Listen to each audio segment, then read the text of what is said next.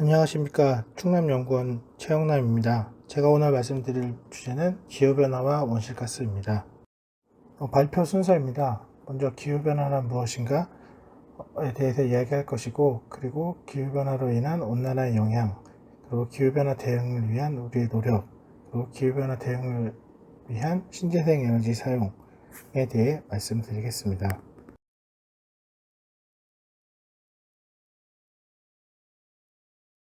먼저 기후변화에 대한 이해가 필요한 이유에 대해 먼저 말씀드리겠습니다.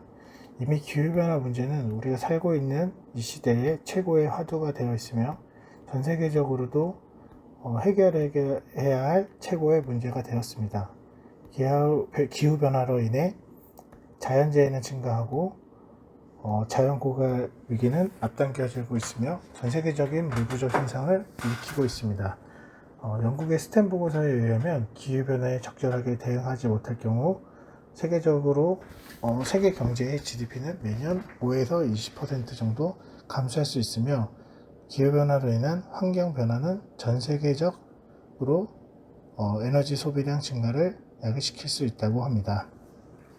이와 같은 환경, 에너지, 자원 문제는 지구 전체의 생태계, 산업, 경제에 영향을 주게 되어 결국 인류의 생활 양식 전반을 변화를 야기시킬 수 있습니다. 그리고 과학자들은 21세기 말까지 기후변화로 인한 지구온난화는 더욱 가속될 것으로 전망하고 있기 때문에 기후변화를 과학적으로 이해하고 대응하는 것은 인류 생존과 직결된 가장 시급한 문제라고 할 수 있습니다. 기후변화에 대한 올바른 이해는 인류 생존뿐만이 아니라 정치, 사회, 경제, 문화 등 모든 분야에 직결되는 문제로 이를 해결하기 위해서 오늘 우리가 이 자리에 모였고 오늘 말씀드릴 강의 내용은 먼저 기후변화란 무엇이고 이로 인한 문제점들 그리고 이를 해결하기 위한 노력과 현재 기후변화 대응을 위해 어떠한 신재생 에너지들을 사용하고 있는지에 대해서 말씀드리겠습니다. 기후변화를 올바르게 이해하기 위해선 먼저 기후변화가 무엇인지를 알아야겠습니다. 일반적으로 짧은 시간 시시각각적으로 변하는 날씨 현상을 기상현상이라고 부릅니다. 우리가 아침마다 확인하는 일기예보는 기상현상이라고 이야기를 합니다. 이와 같은 기상현상들이 긴 시간, 약 30년 정도의 평균을 이야기를 합니다. 이 평균 값들이 나타나는 변동성을 우리는 기후라고 합니다. 그리고 그 기후 변동성은 긴 시간 동안의 평균값에서 조금씩 변화를 보이지만 평균값을 벗어나지 않는 자연적인 기후의 움직임을 의미합니다. 그러나 기후변화는 이와 같은 자연적 기후의 변동성의 범위를 벗어나 더 많은 평균적인 상태로 돌아오지 않는 평균 기후 체계를 의미합니다. 현재 우리가 경험하고 있는 기후변화는 이러한 자연적인 변동성에서 벗어난 현상들을 보이고 있습니다. 예를 들면 우리나라의 연평균 강수량은 1400mm 정도지만 어떤 해에는 1600, 1700mm가 내리기도 하고 또 어떤 때에는 비가 많이 내리지 않아 현재 가뭄을 겪고 있습니다. 이러한 것들을 30년 동안 평균을 벗어난 것들을 우리는 기후변화라고 이야기를 합니다. 기후변화의 원인은 먼저 자연적 요인과 인위적 요인으로 나눌 수 있습니다. 자연적 요인에는 내적 요인, 외적 요인. 내적 요인에는 대기, 해양, 바다 얼음, 육지와 같은 자연적 요소와 대기와의 상호작용에 의해서 발생되고 있습니다. 외적 요인으로는 화산 활동이라든지 태양 활동의 변화가 같은 지구의 천문학적인 작용에 의해 발생되는 것을 이야기합니다. 이러한 자연적인 요인은 지구 30년 평균의 평균치에서 크게 벗어나지 않습니다. 하지만 인위적인 요인, 온실가스의 증가, 그리고 에어로졸의 증가, 토지 피복의 변화, 산림의 파괴 같은 인위적인 요인에 의해서 기후변화는 발생을 하고 있습니다. 온실효과와 에어로졸 같은 경우는 인간의 생활이나 활동에 의해서 발생되는 것으로 그 양이 점차 증가를 하고 있어 문제가 되고 있습니다. 토지 피복의 변화는 토지의 이용의 도시화, 산업화로 고층 건물의 증가, 그리고 토지 피복의 변화. 우리가 이제 기존의 산림 지역을 이제 콘크리트라든지 인공 구조물로 생기면서 그러한 토지의 피복이 변하면서 이제 기후 변화의 원인이라고 이제 이야기를 합니다. 그럼 이러한 기후 변화는 왜 발생을 하는 것일까요? 먼저 지구 온난화에 있습니다. 인위적으로 발생하는 온실가스의 양이 증가됨에 따라 두터운 온실이 형성되어 온실 효과가 증가하는 현상을 이야기를 합니다. 온실 효과는 태양으로부터 태양 광선이 대기를 통과해서 들어오고 대부분의 태양 광선은 지표면에 흡수되고 따뜻하게 데펴줍니다. 또한 태양 광선에서 들어오는 것들은 일부는 지구와 대기에서 반사되어 방출이 됩니다. 지구에 흡수되었던 이러한 태양 광선이 지구 외부로 또 방출이 돼야 되는데 일부가 대기를 통과하지 못하고 온실가스에 의해 흡수되어 다시 지구 표면에 갇히게 되고 지구를 그로 인해 지표면을 따뜻하게 해주는 것을 온실 효과라고 이야기를 합니다. 그럼 이 온실 효과에 대해서 조금 자세히 알아보겠습니다. 온실 효과란 지구와 같이 대기가 있는 행성 표면에서 나오는 복사 에너지가 대기를 빠져나가기 전에 흡수되어 그 에너지가 대기에 남아 기온이 상승하는 현상을 의미합니다. 지구의 대기는 온실의 유리와 같은 기능을 하기 때문에 온실 효과라고 불리게 됐습니다. 태양열 에너지는 지구의 대기를 통과해 지구의 지표면에 합니다. 이때 지표면에 도달한 태양열 에너지의 대부분은 지표면에 흡수되어 지표면의 온도를 상승시킵니다. 지표면에 흡수된 에너지의 일부가 대기로 다시 방출되고 이렇게 지표면에 방출되는 에너지를 대기가 흡수하고 있다가 다시 밖으로 방출합니다. 이때 방출되는 에너지는 온실 가스들과 대기 중의 수증기들에 부딪혀 다시 대기에 흡수가 됩니다. 이러한 에너지의 흐름이 지구 표면과 대기의 온도를 높이는 결과를 가져옵니다. 따라서 대기 중에 온실 효과를 유발하는 온실가스의 양이 많아질수록 대기와 지표면의 온도를 지속적으로 상승시키는 효과를 발생하고 이로 인해 빙하가 녹아서 해수면이 상승하고 기상현상이 바뀌는 등 인간 활동에 지대한 영향을 미치게 됩니다. 이러한 온실 효과는 보통 비닐하우스에서 우리가 찾아볼 수 있습니다. 비닐하우스 내부에 햇빛이 내부로 들어와 온도를 높이고 비닐이나 유리 밖으로 그 온도가 나가지 못하면서 비닐하우스의 온도가 따뜻하게 유지가 됩니다. 이것을 온실 효과라고 이야기를 합니다. 온실 효과를 일으키는 6대 물질이 있습니다. 이산화탄소, 메탄, 아산화질소, 수소불화탄소, 과불화탄소, 육볼화학 이러한 6가지 물질이 있습니다. 먼저 이산화탄소는 인간의 호흡 중 숨을 내뱉는 과정에서 발생하고 그리고 물질을 태우는 과정에서도 이산화탄소가 발생을 합니다.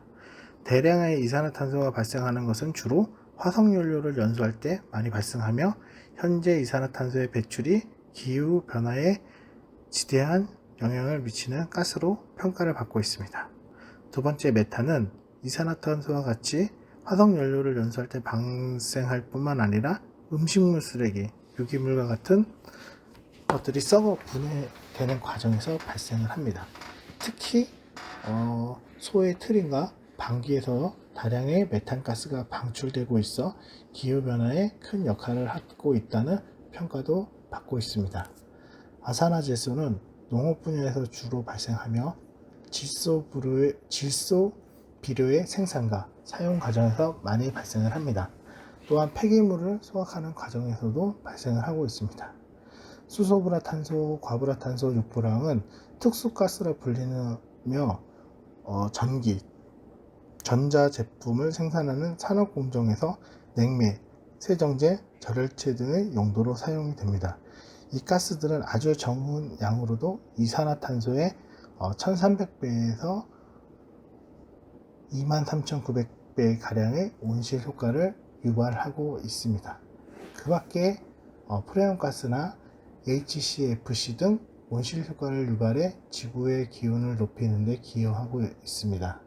하지만 국제기구에서는 위 6가지의 온실가스를 주요 온실가스로 지정하여 배출을 규제하고 있습니다. 온실가스, CO2 1톤이 갖는 의미를 통해 생활에서의 온실가스 발생 정도를 이해해 보겠습니다. CO2 1톤에 대한 정략적인 양은 각 부분에 따라 가늠해 볼 수 있습니다. 먼저 산업 부분에서는 통계에 따르면 일반적으로 제조업체, 철강이나 석유, 화학, 비금속을 제외한 곳에서 연간 약 520톤의 CO2가 배출된다고 합니다. 에너지를 많이 사용하는 산업체에서는 1톤의 CO2를 배출하는 것은 양적인 측면에서 크지 않으나 매년 기업들의 생산량이 증가하고 이에 따른 에너지 사용량이 지속적으로 늘어가며 향후 CO2의 배출량이 누적되는 측면에서 그 양이 크지 않다고만은 할 수 없습니다. 현재까지 우리나라 부문 중에 산업 부문의 CO2 배출량이 가장 높습니다. 교통 부문을 보면 서울에서 부산까지 왕복 800km의 거리를 승용차로 7번 주행하거나 버스로 2.5회 운행할 때 CO2의 배출량이 1톤이다 라고 이야기를 합니다.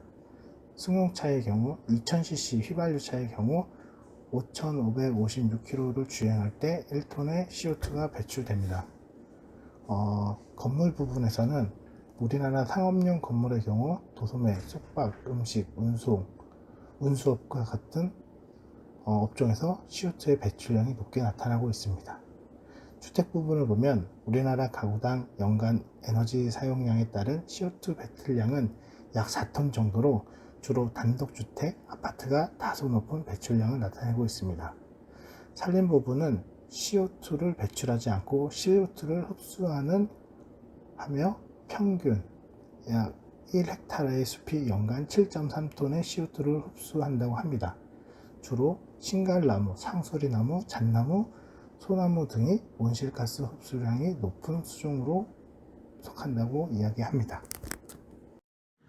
그럼 정말 이산화탄소의 증가가 지구온도 변화에 어떠한 영향을 미치고 있는지 살펴보겠습니다. 산업혁명 이후 지구적 차원에서 CO2 농도는 급격하게 상승했습니다. 오른쪽 그래프는 연도별 대기 중의 CO2 농도를 나타낸 것으로 1500년대 중반으로 농도가 급속하게 증가하고 있는 것을 알 수 있습니다. 왼쪽 그래프는 기후변화 연구기관들에서 발표한 지구의 평균 온도들을 그래프로 나타낸 것으로 전반적인 추세를 보면 1900년도에 들어 기온이 급격하게 상승하고 있는 것을 알 수 있습니다. 즉, 이 두 그래프를 통해 CO2의 농도와 지구의 농도에 대한 상관관계를 파악할 수 있습니다. 결론적으로 대기 중의 CO2 농도의 증가는 지구 온도 상승과 밀접한 관련이 있다는 것이 이 두 그래프를 통해 파악할 수 있었습니다. 그럼 지구의 온도가 얼마만큼 변화했는지 살펴보겠습니다. 2021년 전 세계적 지표면 온도 상승. 지구 표면의 온도가 지표면하고 해수면이랑 합쳤을 때 20세기 평균 15.8도보다 0.93도 높은 16.73도를 기록했습니다. BBC 뉴스 코리아에 따르면 올해 7월 지구 역사상 가장 더운 날이었다라고 발표를 했습니다. 우리나라의 기후변화 추세도 보면 사계절이 뚜렷했는데 최근 30년 동안 봄은 17일 정도 빨라지고 여름도 11일 정도 빨라졌습니다. 가을은 9일 정도 느려지고 겨울은 5일 정도 늘어졌습니다. 그래서 여름은 20일 정도 길어지고 겨울은 22일 정도 짧아진 것을 알 수 있습니다. 최근에도 9월 15일 기준으로 또 지금 다 최고 기온이 30도에 육박하는 무더위를 보이고 있습니다. 계절별 10년간 기온 상승률을 보면 봄 같은 경우는 0.26도, 여름은 0.12도, 가을은 0.17도, 겨울은 0.24도 정도 상승하여 대체적으로 모든 주기에 기온이 상승한 것을 알 수 있습니다. 특히 서울과 대도시권을 보면 서울, 인천, 목포, 대구, 부산, 강릉 등 대도시권에서도 낮게는 0.8도, 높게는 2도 정도 도시별 평균 기온이 상승한 것을 알 수 있습니다. 그럼 이런 지구의 이산화탄소의 농도 증가로 인해 지표면의 온도가 따뜻해지면서 발생하는 지구온난화는 어떠한 영향들을 주고 있는지를 살펴보겠습니다.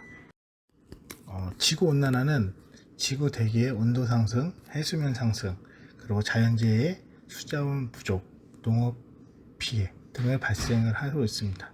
그래서 모든 분야에 영향을 미치고 세계 곳곳에서 심각한 피해가 발생을 하고 있습니다. 최근 기후위기의 심각성을 보면 유럽, 북미, 아시아 등 전 세계적으로 이상 고온 및 폭우가 발생을 하였습니다. 먼저 유럽 같은 경우는 독일, 벨기에 등지에서 1000년 만에 기록적인 폭우로 사상자가 200명 이상 발생을 하였습니다. 올해 6월 달에요. 그리고 영국 런던에서는 사상 첫 폭염주의보가 발생을 하였습니다. 북미에서는 열돔 현상으로 캐나다, 미국 등 폭염이 지속적으로 발생을 하였고, 미국의 데스밸리 국립공원에서는 56.7도라는 높은 온도 상승을 보였습니다. 캐나다 밴쿠버 지역에서도 48.6도를 기록하였습니다. 이로 인해 미국 서부 지역인 산불이 확산하는 등 피해를 발생을 하였습니다. 아시아권에서도 중국의 현안성 폭우로 지하철 승객 수십 명이 사망하였고, 일본 스즈오카현에서는 폭우로 인한 산사태가 발생하여 30여 명이 사망 또는 실종하는 피해가 발생을 하였습니다. 지금까지 말씀드린 건 다 올해 발생한 일들이고요. 우리나라에서도 최근 10년간 지상재해로 194명의 인명피해가 발생하고 약 20만 명의 이재민, 그리고 재산피해와 이제 복구 비용에 따른 경제적 손실은 약 12조 정도로 발생한 것으로 나타났습니다. 그럼 앞으로 이러한 온도 상승에 따른 영향이 어떤 것들이 있는지 좀 살펴보겠습니다. 전 지구 평균 온도가 1도 정도 상승하게 되면 만년설이 점점 사라지고 매년 30만 명이 기후 관련 질병으로 사망할 수 있다고 이야기를 합니다. 그리고 지구에 살고 있는 약 10% 이상의 생물이 멸종 위기에 놓일 것이라고 예측하고 있습니다. 지구의 온도가 2도 상승하면 남아프리카와 지중해에 물 공급량이 20에서 30% 정도 감소하여 물 부족을 겪을 것이고, 열대지역 농작물의 수확량이 크게 감소할 것으로 보고 있습니다. 그리고 아프리카에는 이제 약 6천만 명이 말라리아에 노출된 위험이 놓이게 된다고 보고 있습니다. 기온이 3도 상승하면 유럽에서는 10년마다 심각한 가뭄을 겪고 10에서 40억 명 정도가 물 부족을 겪을 것으로 예상을 하고 있습니다. 기근 피해자가 5억 5천만 명 증가, 그리고 최대 300만 명이 영양실조로 사망하게 되고 최대 50%의 생물이 멸종이 할 것이라고 예상을 하고 있습니다. 또한 아마존의 파괴가 시작될 것이라고 전망하고 있습니다. 그리고 기온이 4도 상승하게 되면 전 세계적으로 30에서 50%의 물이 감소할 것이고, 아프리카 농작물 수확량이 15에서 30% 정도 감소할 것으로 전망하고 있습니다. 아프리카에서는 최대 800만 명이 말라리아로 사망을 하게 되고, 해안지역 인구의 최대 3억 명이 홍수 피해가 발생을 할 것으로 전망하고 있습니다. 온도가 5도 상승하게 되면 히말라야 빙하가 소멸하게 되고 중국 인구의 25%에 영향을 미치며 해양 생태계가 산성화가 가속화되고, 이로 인해 해양 생태계가 변할 것으로 예상을 하고 있습니다. 그리고 해수면 상승으로 작은 섬들과 뉴욕, 도쿄 등의 도시가 물에 잠길 것이라고 전망을 하고 있습니다. 올해 2월 28일 발생했던 히말라야의 홍수가 발생을 했었는데, 어떤 전문가는 인도 고산지대인 빙하가 기온 상승으로 빙하가 붕괴되어 여기에서 이제 물웅덩이가 형성이 되고, 이것이 범람하여 그 수력 발전 시설이 붕괴되는 사고가 발생을 했다고 이제 이야기를 하고 있습니다. 온도가 6도 상승하게 되면 지구 최악의 이제 미래 전망 시나리오인데요. 지구 생물의 95% 이상이 멸종이 되고 더 이상 인류가 살 수 없는 그런 환경에 놓이게 될 것이라고 전망을 하고 있습니다. 앞서 말씀드린 건 기후변화 시나리오에 따라 온도 상승으로 인해 발생된 것을 이제 예측을 하신 것이고요. 최근에 IPCC 6차 보고서에 따르면 현재보다 1.1도 정도 지금 현재가 상승했는데 최고 기온은 1.2도 상승하고 극한기후 발생 빈도는 4.8배, 가뭄은 2배, 강수량은 1.3배, 강설량은 마이너스 1% 정도 감소할 것으로 이제 전망을 하고 있습니다. 지구 평균 기온이 4도 정도 상승을 하게 되면 최고 기온은 5.1도 정도 상승을 하고 극한 기온 발생 빈도도 약 40배, 가뭄은 5배, 강수량은 2배, 강설량은 25% 정도 감소하고 태풍의 강도는 약 30배 정도 강해질 것으로 보고 있습니다. 근데 여기서 보면 가뭄은 5배, 강수량은 약 3배 정도 증가하는데 가뭄은 5배 정도 증가하는 것을 알 수 있습니다. 이것은 최근에 우리나라에서도 겪은 것처럼 어떤 지역에서는 국지성 집중호우로 인해 비가 너무 많이 와서 산사태라든지 아니면 하천이 범람한다든지 이런 수자원에 대한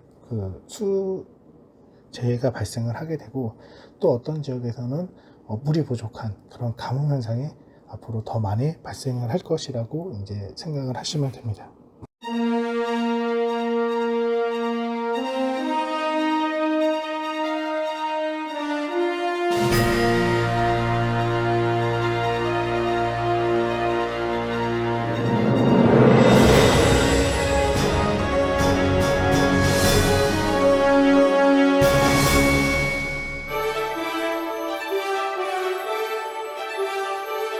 드넓은 우주, 생명이 존재하기에 적합한 태양계 속 유일한 행성, 지구. 46억 년의 세월을 지나 생명의 별로 성장한 지구는 이제 또 다른 모습으로 변해가고 있습니다. 사람들의 끝없는 욕망이 빚어낸 재앙. 갈 곳을 잃어가는 것은 비단 북극곰만이 아닙니다. 생명의 터전인 우리의 지구. 단 하나뿐인 지구를 살리는 방법. 지금부터 시작합니다.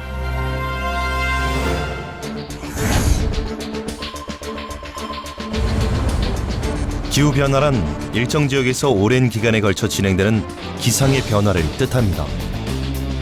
최근 지구온난화로 인해 발생되는 폭염, 홍수, 가뭄 등 이런 현상들이 기후변화에 해당합니다. 그렇다면 날씨와 기후, 어떻게 다를까요? 세계기상기구에서는 날씨와 기후에 대해 이렇게 정의하고 있습니다. 날씨란 우리가 매일 경험하는 기온, 바람, 비 등의 대기 상태를 말하는 것이고, 기후란 30년 동안 한 지역의 날씨를 평균화한 현상을 뜻하는 것입니다.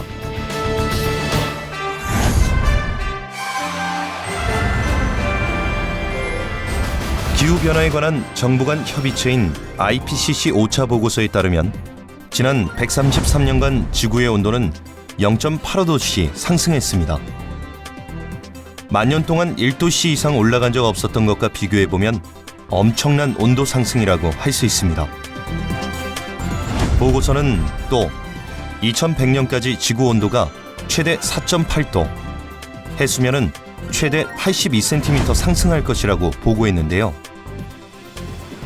마지막 빙하기였던 2만 년 전과 지금의 온도 차이가 3에서 5도씨밖에 되지 않는다는 사실을 생각하면 지구온난화가 얼마나 급격한 변화인지 알 수 있습니다. 기후변화의 원인에는 크게 자연적 요인과 인위적 요인이 있습니다. 자연적 요인에는 태양에너지의 변화, 지구 움직임의 변화, 화산 폭발에 의한 태양에너지 변화 등이 있습니다. 이러한 이유로 지구의 기후는 계속 변화해왔지만 20세기 이후 인간 활동에 의한 인위적 요인들이 지구온난화와 같은 기후변화의 가장 큰 원인이 되고 있습니다. 이산화탄소 농도를 모니터링하기 시작한 1957년 이후부터 현재까지 이산화탄소의 농도는 지속적으로 증가하고 있으며 현재 약 394ppm에 이르게 되었습니다. 1957년 이전의 이산화탄소 농도는 빙하 속에 갇혀있는 공기 중의 이산화탄소 농도를 측정해 알아낼 수 있는데요. 과거 만년의 이산화탄소 변화를 살펴보면 약 280ppm으로 일정하게 유지되다가 1750년 산업혁명 이후 급격하게 증가했다는 것을 알 수 있습니다.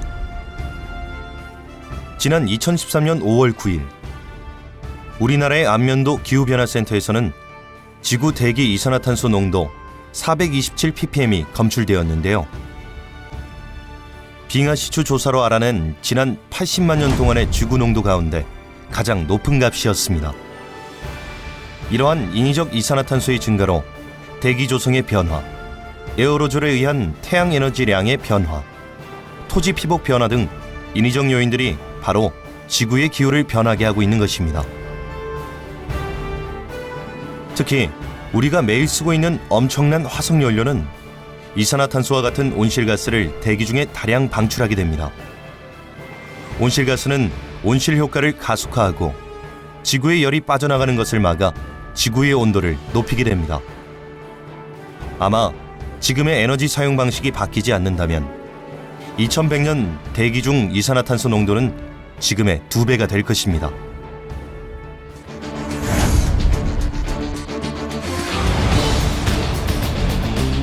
기후변화로 인한 지구온난화, 단지 날씨가 따뜻해지는 것을 의미하지 않습니다. 지구의 온도가 올라가면서 증가하는 수증기는 전 세계에 기록적인 기상재해를 몰고 오며 바다와 육지의 빙하들은 녹아 없어집니다. 최근 10년 사이 북극해의 얼음 30%가 사라졌으며 적도지방의 만년설인 아프리카 킬리만자로의 빙하는 1912년에 비해 80% 이상 사라져 2015년이면 사라질 것이라고 예측되고 있습니다. 기후변화에 적응하지 못한 생물들 역시 사라지고 있는데요. 산호 표백 현상으로 전 세계 산호의 16%가 사라졌고 해수면 상승으로 해안 지방의 잦은 홍수는 망그로브나 새의 서식지를 파괴하고 근해 수중 생물까지 타격을 주고 있습니다. 기후변화는 또 식량 생산에 엄청난 영향을 주고 있는데요. 유엔의 보고서들은 2100년까지 쌀, 밀 등과 같은 세계의 주요 식량 생산량이 30%까지 떨어질 것이며 특히 열대지방의 경우 기온이 1도씩 올라갈 때마다 수확량이 10%씩 줄어 제3세계의 기아 문제가 더욱 심각해질 것이라고 전망했습니다.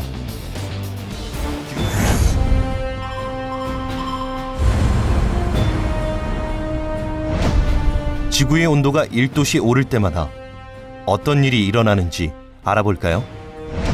지구의 온도가 1도 오르면 북극 얼음이 사라지면서 북서항로가 열리게 됩니다.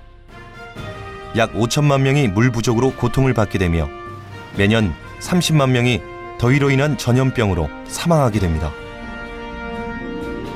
지구의 온도가 2도 오르면 얼음이 녹으면서 북극곰들은 생존을 위협당하고 곤충들은 방향 감각을 잃게 됩니다. 열대지역 농작물이 감소하여 약 5억 명이 굶주릴 위기에 처하고 최대 6천만 명이 말라리아에 걸릴 수 있습니다. 지구의 온도가 3도 오르면 극지방에서는 사시사철 여름이 지속되고 알프스의 만년설은 거의 사라집니다.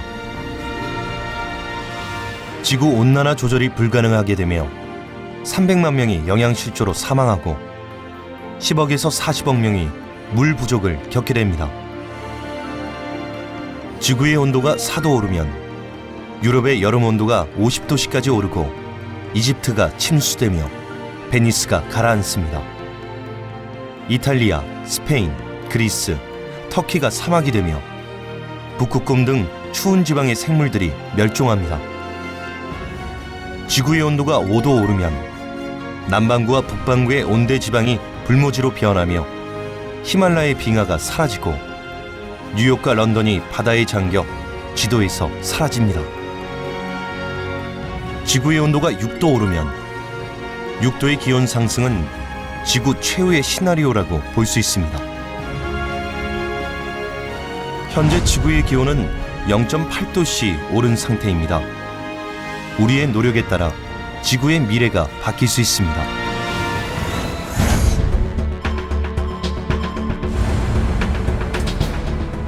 우리나라는 현재 기후변화 대응 범국민 실천 운동을 전개하고 있습니다. 그럼 지금부터 지구를 살리는 힘, 녹색 습관에 대해 자세히 알아볼까요? 장바구니를 애용하고 빨래는 모아서 합니다. 여름엔 넥타이를 풀고 겨울엔 내복을 입습니다.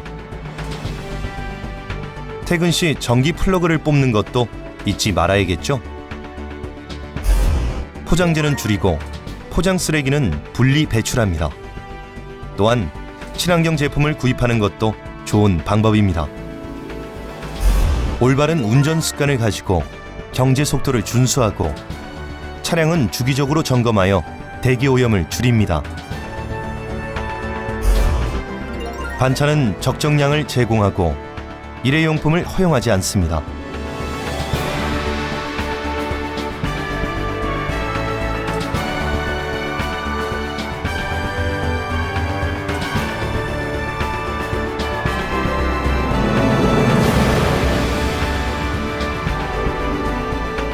우리 아이들에게 잠시 빌려 쓰는 지구.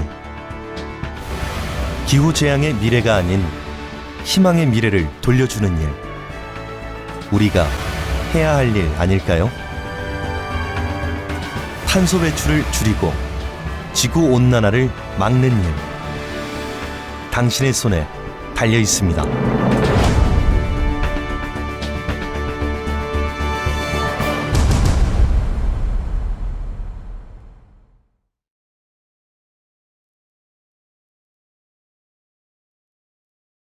따라서 이러한 기후변화에 대해서 대응을 하기 위해 많은 노력을 현재 하고 있습니다. 그 노력들이 어떤 것들이 있냐면요. 먼저 기후변화 대응 정책에는 완화 정책과 적응 정책 두 가지가 있습니다. 기후변화 완화는 온실가스 배출량을 줄이거나 대기에서 온실가스를 제거하기 위한 정책들이 있습니다. 적응 정책은 현재 기후변화로 인해서 기온이 상승했으니 이 기온이 상승한 만큼 우리가 그 환경에 적응해서 살아나갈 수 있는 그런 적응력 능력을 향상시키는 것입니다. 그래서 적응과 감축의 예를 보면 적응 같은 경우는 우리가 날씨가 너무 더우면 야외 활동을 잔재한다든지 아니면 하수도관을 정비한다든지 그리고 국가 기반 시설 댐이라든지 이런 것들의 용량을 키운다든지 설계 기준 자체를 키운다든지 이런 것들이 있고요. 감축 같은 경우는 온실가스 감축을 위해서 승용차 대신에 자전거라든지 대중교통을 이용하고 신재생 에너지를 사용하는 것, 그리고 분리수거라든지 재활용을 많이 하는 것, 이런 것들이 있습니다. 그래서 적응과 또 감축의 교집합 부분이 되는 부분은 가로수를 조성하고 빗물을 중수도 시설을 활용하고 그리고 바닥 도로 포장을 투수석 포장으로 해서 적응력도 키우고 그 다음에 그 이산화탄소 감축 효과도 보는 그런 정책들이 있습니다. 그래서 기후변화 적응 정책 중에 대표적인 게 이제 농업 분야에서는 보면 그동안 우리나라에서 재배되지 않았던 열대 작물들을 이제 재배를 시작을 했습니다. 그래서 이 열대 작물들을 통해서 오히려 기존에 재배를 했던 지역에서는 새로운 열대 작물을 재배를 함으로 인해서 농가 소득을 증대시킨다든지 이런 노력들을 하고 있습니다. 실제 제주도에서는 망고라든지 애플망고라든지 이런 거를 재배를 하면서 굉장히 큰 고부가가치 사업을 이익을 창출을 하고 있습니다. 그래서 이런 것들을 기후변화 적응이라고 이야기를 하고요. 현재는 온도가 어느 정도 지구의 평균 기온이 상승을 했기 때문에 우리나라도 다들 아시겠지만 이런 기온 상승으로 인해서 현재 많은 분야에서 지금 상승한 온도에 적응해서 살아가기 위해서 여러 가지 기준들도 바꾸고 새로운 어떤 정책이나 이런 것들을 수립하고 있습니다. 그리고 완화 정책에는 처음에 기후변화 협약이라는 것을 했었습니다. 1993년 3월 1일 날 발효를 했었고요. 이것은 이제 1992년에 6월 브라질 리우에서 유엔 환경개발회의에서 지구의 온난화 방지를 위해서 규제 및 방지 조약을 위한 기후변화 협약을 체결을 했었습니다. 그러니까 이 기후변화라는 것이 최근에 와서 이제 크게 이슈가 된 거지, 과거부터 1990년대부터 문제점으로 지적이 돼서 이제 이거에 대한 노력을 하고 있었습니다. 우리나라 같은 경우는 194개국 중에 47번째로 가입을 했었습니다. 이 기후변화 협약에는 지구온난화 방지를 위해서 모든 당사국이 참여하되 단 온실가스 배출에 역사적 책임이 있는 선진국은 차별화된 책임을 져라. 그리고 지구온난화 방지를 위한 정책 및 국가 보고서를 유엔에 제출해라 라는 것이 있습니다. 교토의정서는 기후변화 협약을 이행하기 위하여 누가 얼마만큼 어떻게 온실가스를 줄이는가에 대한 문제를 결정한 내용입니다. 교토의정서는 1998년 3월 16일부터 1999년 3월 15일까지 뉴욕의 유엔 본부에서 서명을 받아 채택되었고, 그 이후 각 협약 당사국들은 의정서가 발효될 수 있도록 자국의 비준을 위해 노력해 왔습니다. 그러나 2001년 3월 최대 온실가스 배출국인 미국이 의정서가 자국의 경제에 심각한 피해를 줄 수 있고 중국, 인도 등 개발도상국들은 의무 갑출 대상에서 제어되어 있다는 이유를 앞세워 반대 입장을 내세웠습니다. 이에 교토의정서의 그 실효성에 큰 타격을 입었으나 EU나 미국 등이, 일본 등이 중심이 되어 협상을 지속하였고, 마침내 2001년 11월 러시아가 비준서를 제출함에 따라 교토의정서의 발효 조건이 정해진 규정에 충족되어 2005년 이후 발효되었습니다. 교토의정서의 메커니즘은, 교토의정서에는 온실가스를 효과적이고 경제적으로 줄이기 위해 공동이행체제, 청정개발체제, 배출권 거래제도와 같은 유연성 체제를 도입하였습니다. 이를 교토 메커니즘이라고 합니다. 먼저 배출권 거래제도는 온실가스 배출 할당량, 해당 국가에서 온실가스를 배출할 수 있는 총량을 배출권이라고 하는데, 이것을 상품화하여 선진국 간에 이를 거래할 수 있도록 한 제도입니다. 청정개발체제는 선진국이 개발도상국에 기술과 자금을 투자하여 발생한 온실가스 절감량을 일부 혹은 전부를 선진국의 배출 저감 실적으로 인정하는 제도입니다. 공동이행체제는 선진국 A가 다른 선진국 B에 투자하여 발생된 온실가스 저감분 일부를 전부 또는 일부를 A 국가의 배출 저감 실적으로 인정해주는 제도입니다. 먼저 이 도쿄의정서에 나온 배출권 거래제도를 이해하기에 앞서 목표관리제도라는 것이 있습니다. 이 목표관리제도는 국가 온실가스 배출량의 약 60%를 차지하는 대규모 사업장을 대상으로 온실가스 배출량, 에너지 사용량, 설비 효율을 고려해 기업과 정부가 해당 기업의 온실가스 배출 목표를 합의하고 이를 달성하는 제도입니다. 이 제도는 저탄소 녹색성장 기본법에 따른 국가 중기 온실가스 감축 목표 달성을 위한 제도라고 할 수 있습니다. 기업의 온실가스 배출 목표를 설정할 때 투자 환경, 가구 온실가스 배출 경향과 같은 기업의 여건을 고려해 설정하고, 기업의 온실가스 배출량을 정확히 산정하고 검증기관에서 이를 검증하는 절차를 거쳐야 합니다. 이를 통해 그 각 기업이라든지 그곳의 온실가스 배출량을 이제 파악을 하게 됩니다.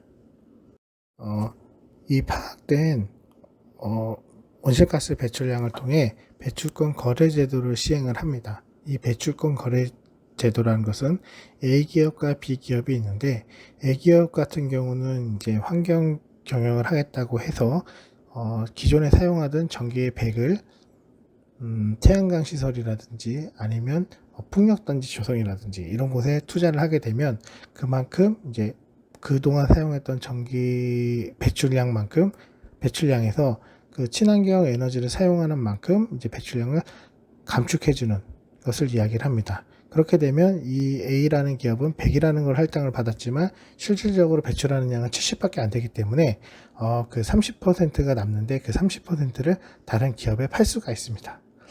B라는 기업은 A 기업과 또 동일하게 100이라는 양을 받았는데 그 100 중에 우리는 회사의 규모를 좀 더 공장을 증축해야 되겠다라고 하면 그 공장을 증축하는 만큼 배출량이 많아지게 됩니다. 그러면 기존에 할당받았던 100보다 많아지는 양을 이 A 기업처럼 환경 쪽에다 투자한 기업의 배출 그 양을 사올 수가 있습니다. 이것을 통해 이제 배출권 거래 제도라고 이야기를 하고요. 기업에서 배출 환경 쪽에 투자를 해서 발생된 것을 정부에서 이제 인센티브를 주는 것이 아니라 시장 경제의 논리에 의해서 기업 간에 이제 그런 인센티브를 제공하는 것을 이야기를 합니다. 청정 개발 체제는 도쿄 의정서 제12조에 정의되고 있습니다. 선진국이 개발도상국의 온실가스 감축을 수행하여 달성한 실적을 선진국의 감축 목표 달성에 활용하는 것을 이야기를 합니다. 예를 들어 A라는 국가가 B라는 개발도상국에 풍력단지를 조성해 주게 되면 그만큼 배출량이 감소를 하게 되고 그만큼의 그 배출권을 가지고 오게 되는 것을 이제 청정개발체계라고 이해를 합니다. 지구온난화의 영향으로 여러 가지 문제점들이 발생하면서 전 세계 대부분의 국가들은 기후변화 저감을 위한 노력에 동의하고 있습니다. 하지만 경제성장과 국가 발전을 목적으로 기후변화에 대한 노력을 소극적으로 하는 국가들도 많습니다. 이와 달리 자발적인 노력을 통해 국가의 기후변화 대응 활동을 수행하는 나라들도 적지 않고 주로 유럽의 선진국들이 이러한 노력을 많이 하고 있습니다. 독일, 네덜란드, 필리핀과 같은 국가들이 적극적으로 노력하고 있으며 아시안권에서도 일본과 한국이 노력을 하고 있습니다. 이렇게 기후변화 대응을 위한 노력을 열심히 하는 국가들은 과거 국가 발전을 위해 많은 온실가스를 배출한 책임을 다하기 위한 것과 동시에 전지구적 차원의 온실가스 저감에 동참함으로써 국가 경쟁력 향상 및 이미지 제고를 실현할 수 있습니다. 이처럼 국제사회에서는 많은 노력을 하고 있습니다. 최근에는 기후변화 대응을 위한 파리 협정을 채택을 했습니다. 그간 국제사회에서 기후변화 문제를 해결하기 위한 논의 체계, 교토의정서의 한계를 극복하기 위해서 마련한 협정입니다.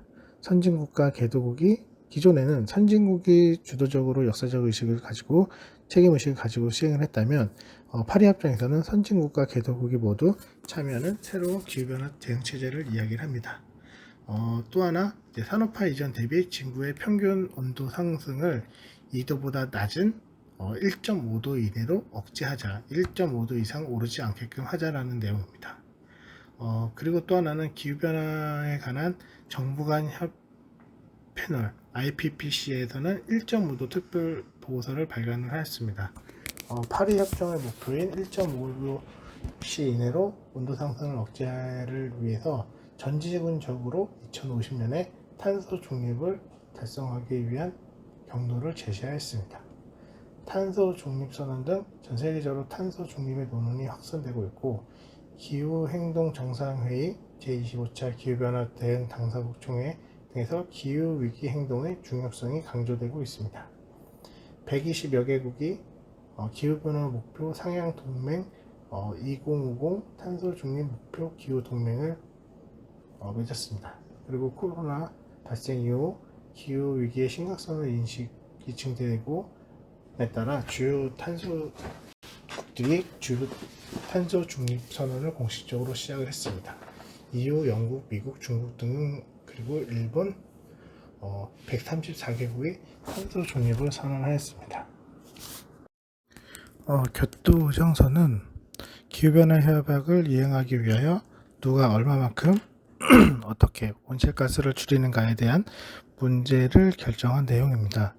교토의정서는 1998년 3월 16일부터 1999년 3월 15일까지 뉴욕의 UN 본부에서 서명을 받아 채택되었고 그 이후 각 협약 당사국들은 의정서가 발효될 수 있도록 자국의 비준을 위해 노력해 왔습니다. 그러나 2001년 3월 최대 온실가스 배출국인 미국이 의정서가 자국의 경제에 심각한 피해를 줄 수 있고 중국, 인도 등 개발도상국들을 의무 갑출 대상에서 제어되어 있다는 내용 이유를 앞세워 반대 입장을 내세웠습니다.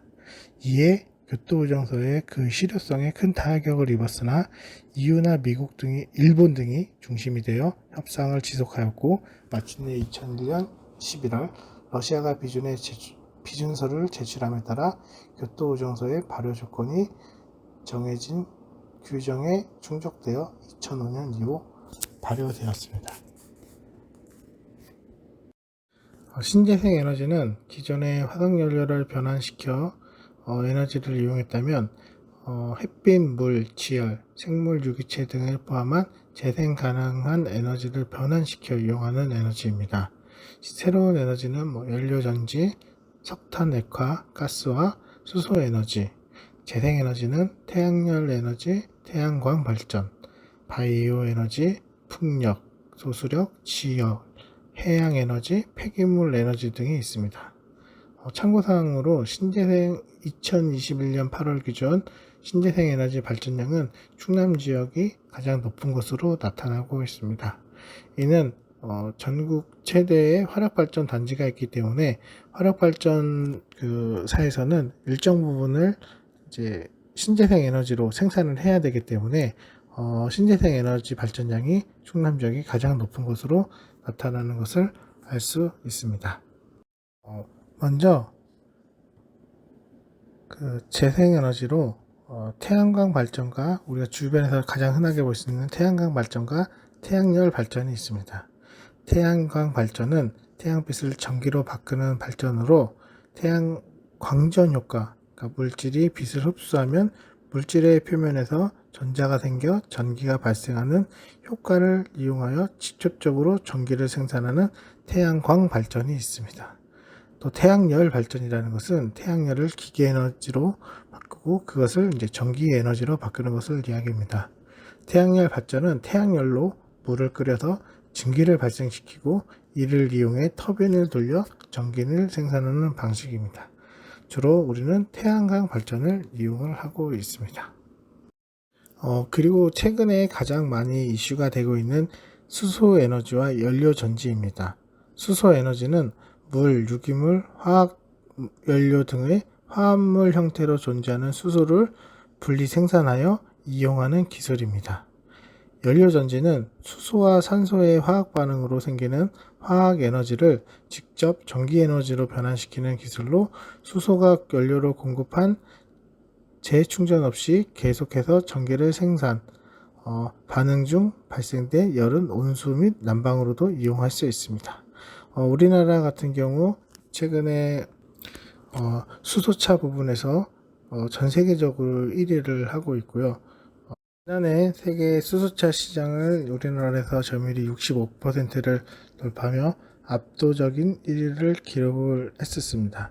올해는 이제 점유율이 한 55%까지 줄어들면서 일본이 맹추격을 하고 있다고 합니다. 우리 충남도에서도 탄소 중립 실현 및 기후 위기 대응을 위해서 수소 경제 기반을 조성해 나섰습니다. 그래서 환경부, 논산시, 롯데건설, 현대차증권과 논산시 수소경제도시 전환을 위한 업무 협약을 체결을 했고요. 따라서 수소연료 발전 사업은 성동 논산 일반산업단지의 60MW급, 국방산업단지의 400MW급 등 3MW급 등을 해서 10개소를 대상으로 추진 중에 있습니다. 그 다음 이제 바이오 에너지로 바이오 즉 살아있는 생물체를 이야기하는데요. 바이오 에너지는 생물체를 직접 태우거나 동물의 배설물, 옥수수, 사탕수수 등의 식물을 분해하여 얻는 에너지로 바이오 에탄올, 바이오 디젤, 바이오 가스로 나눌 수 있습니다. 옥수수 및 사탕수수와 같은 농산물을 생산이 많은 지역에서 유리하고 옥수수 생산량이 많은 브라질에서 바이오 생산량이 많다고 합니다. 기타 신재생 에너지는 폐기물 에너지, 지열 에너지, 수력 에너지, 해양 에너지가 있습니다. 폐기물 에너지는 우리가 일상생활에서 버리는 쓰레기의 양이 한 1일 평균 1kg 정도라고 합니다. 그러니까 평균적으로 봤을 때 2달이면 내 옆에 나만의 쓰레기가 쌓이게 되는 거죠. 폐기물 에너지는 이러한 쓰레기를 재활용하는 것으로 쓰레기 함량이 높은 쓰레기에 재활용하는 것으로 에너지 함량이 높은 폐기물들을 여러 가지 기술에 의해 연료를 만들거나 소각하여 에너지로 이용하는 것을 말합니다. 즉, 못 쓰는 물건들을 다시 이용함으로써 폐기물도 처리할 수 있고 에너지도 얻는 일석이조의 효과를 얻는 거죠. 종이나 캔 공유병들은 바로 재활용이 가능하며 폐비닐류는 용융 처리로 재생 원료로 생산됩니다. 그리고 음식물 쓰레기는 혐기성 발효를 통해 메탄을 생산하여 이를 바이오가스로 활용하고 퇴비로도 재활용을 합니다. 두 번째는 지열에너지입니다. 지열에너지는 땅이 지구 내부 마그마에 의해 보유하고 있는 에너지를 이용하는 기술입니다. 땅속 열을 이용하는 것으로 화산 활동이나 지진이 빈번한 조산대 지역이 유리하고 대표적으로 아이슬란드, 뉴질랜드 등의 조산대 지역에 위치한 나라에서 지열에너지를 많이 사용을 합니다. 지열에너지를 직접 이용하는 경우 온천이나 건물의 난방, 시설원의 난방, 지역 난방 등에 활용을 하고 있습니다. 그리고 지열에너지 간접적으로 이용하는 것은 땅에서 추출한 고온 수증기로 열에너지로 해서 터빈을 구동하여 전기를 생산하는 것을 말합니다. 그리고 수력에너지는 우리가 잘 아는 것처럼 물의 유동 및 위치 에너지를 이용하여 전기를 생산하는 기술로 농업용 저수지, 하수처리장, 정수장, 다목적 등 용수 등에서 적용이 가능합니다.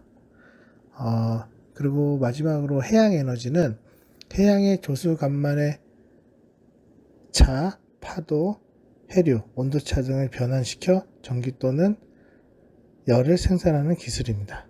해양에너지의 종류는 조력발전, 조수간만의 수위차를 이용하는 발전이고 파랑에너지, 파도의 힘을 이용하여 터빈 등의 원동기를 구동력으로 발전시키는 파력발전, 해수의 유동에 의한 운동에너지를 이용하는 조류발전, 그리고 해양 표면층 온수와 심해층 냉수의 온도차를 이용하여 연에너지를 기계에너지로 변환시켜 발전하는 해수 온도차 발전이 있습니다. 이처럼 다양한 기타 신재생 에너지들이 있습니다. 신재생 에너지는 무한하고 친환경적인 에너지지만 대용량 생산에 좀 한계가 있고 초기 비용이 높아서 경제성이 떨어지고 태양이나 바람 등 자연을 쉽게 제어할 수 없다는 점이 이제 단점으로 있습니다. 이상 발표를 마치겠습니다. 감사합니다.